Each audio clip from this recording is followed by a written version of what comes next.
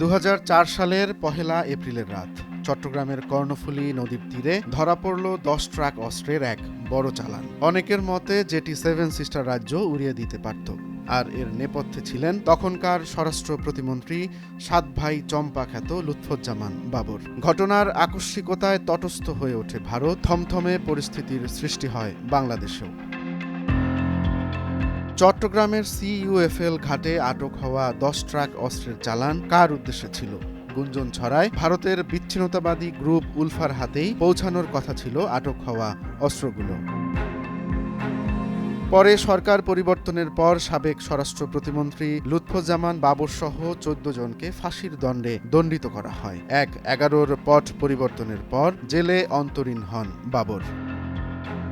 ২০২৪ সালের ১৮ ডিসেম্বর দীর্ঘ ২০ বছরের বিচার প্রক্রিয়া শেষে হাইকোর্ট ঘোষণা দেন লুৎফুজ্জামান বাবর সহ ৬ আসামির সবাই নির্দোষ। তাদেরকে খালাস দেয় আদালত। আর উলফার সামরিক কমান্ডার পরেশ বড়ুয়ার সাজা কমিয়ে দেয়া হয় যাবজ্জীবন কারাদণ্ড।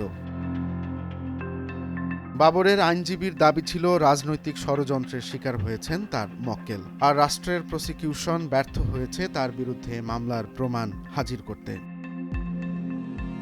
এই ১০ ট্রাক অস্ত্র কাদের উদ্দেশ্যে যাচ্ছিল? সে সময় ভারত অভিযোগ তুলেছিল এই অস্ত্র সেভেন সিস্টার রাজ্যে উলফার হাতে পৌঁছালে পুরো উত্তর পূর্ব ভারত অস্থির হয়ে যেতে পারত। আর এ কারণেই বাবরের নাম হয়ে যায় সাত ভাই চম্পা।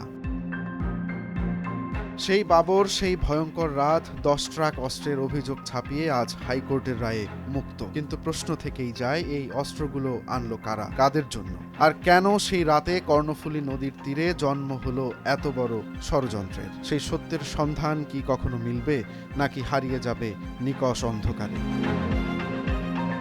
রোমান্স তালুকদার, নয়া দিগন্ত।